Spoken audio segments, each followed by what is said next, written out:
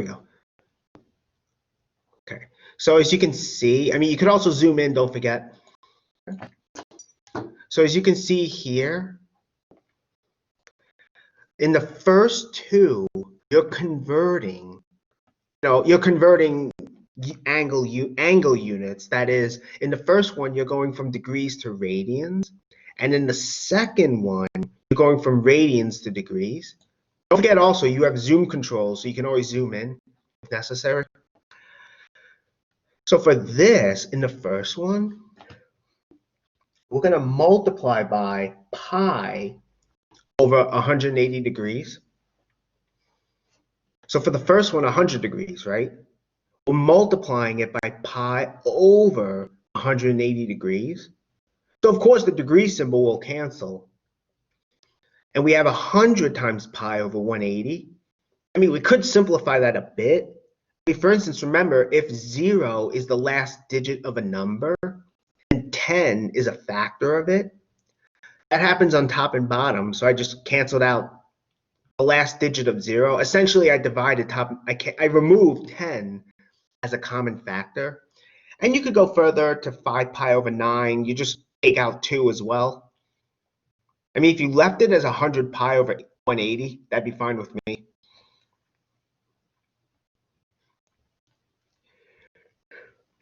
Mostly because I didn't go through how to actually write a fraction in lowest terms. Although I know technically you're supposed to know that coming into the class, but still, if you left it as 100 pi over 180, that's fine.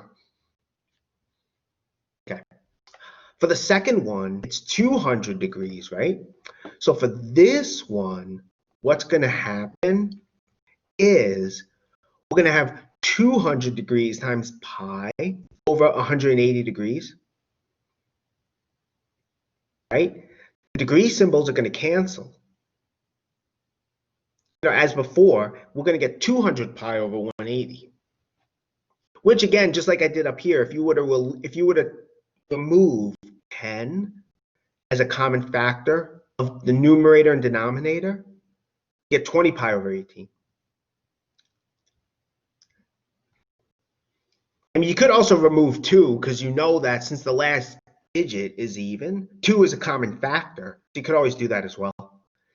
Notice also that 200 degrees, since it's twice 2 times 100 degrees, we have 20 pi over 18 is 2 times 10 pi over 18. Now, just letting you know, you can multiply by 2 to get from 100 degrees in radians to 200 degrees in radians. Same thing with 300 degrees. Namely, 300 degrees times pi over 180 degrees, right? That's going to be 300 degrees times pi over 180 degrees. And of course, the dimensionals cancel. You're left with 30 pi over 180. Excuse me, 30 pi over 18. Let me say it again. You're left with 300 pi over 180. And again, the last digit is 0, so you could take out 10 as a common factor, and you get 30 pi over 18. So I'm just letting you know. And again, that's also 3 times 100 degrees in radians. So, any questions on that?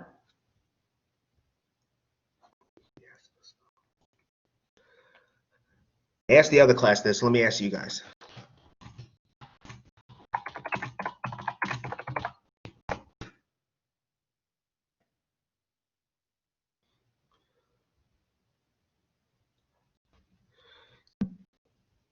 I just like to know because, again, normally I could tell by looking at people's faces if they're confused or not. So, okay. Sweet. Okay. Let me stop this then. Let's keep going. So that's for number 1. Number 2, it's basically, in a sense, the opposite, in that you're going from radians to degrees. And also, let me say this. Again, we don't want to write pi in decimal form. You don't want to do that. Okay, I know it's tempting to understand, but you don't want to do that, though. So, excuse me. So we have 4 pi over 5, okay?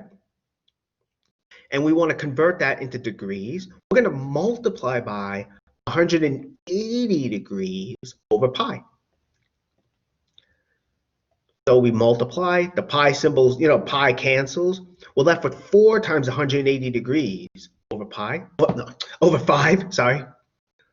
And you can multiply the top for 720 degrees, but 5 is a factor of 720. How do I know that? Because 0 is the last digit. If the last digit is 0 or 5, 5 is a factor of the number. So we end up getting 144 degrees.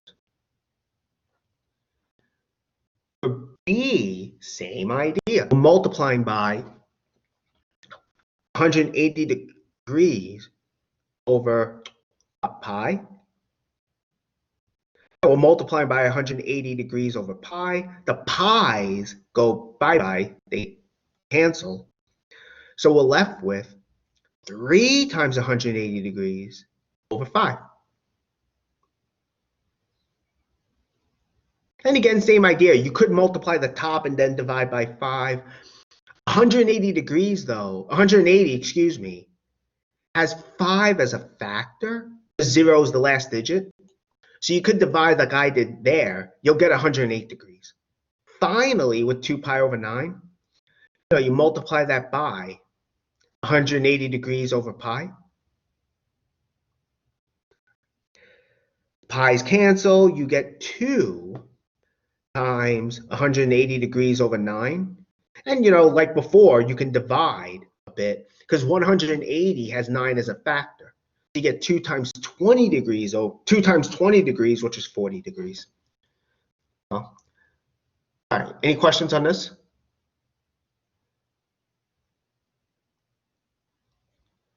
So I figured, see, we got a few minutes left, right? Yeah, we have 5 minutes, so I figured it'd be good to at least, I don't know if 5 minutes is enough to try the next one. I guess I can go through it with you guys. Let me do that. Let me, do the next question. The next question, though, is kind of like what we did earlier. You have a right triangle here. And basically there you have the sides are labeled. So in other words, I give you ABC, this right triangle. And I'm telling you that in this case, A is 1, C is 4. Determine B and these trig functions. Since we only have about, actually 4 minutes, less than 4 minutes, let me go through this with you. Okay? I mean, if you want to see the solutions, let me share the link. Get that link. On. Okay. Here's the link for the solutions. I'll make that available on Blackboard as well. But here you can see that if we have a right triangle, we know A and C are 4. A is 1 and C is 4. We don't know theta. The question now is, okay, what's B? What's sine of theta, cosine theta, and why the heck is it? What's sine of theta, cosine theta, and tangent of theta? Well, we can figure that out. Basic trig, right? When we plug in 1 for A and C for 4, this is what we get. We get this triangle.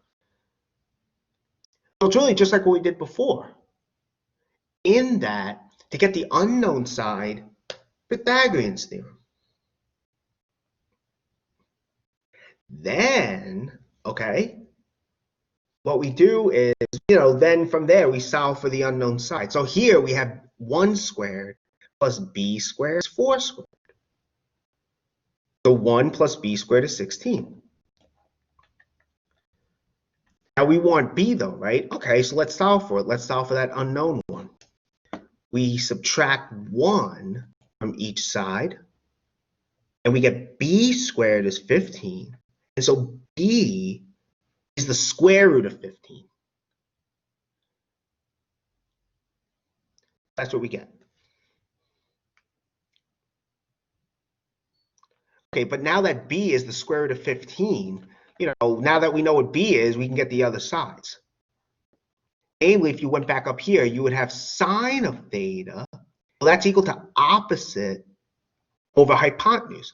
B is the square root of 15. We just got that. So sine of theta is radical 15 over 4. Square root of 15 over 4, that is.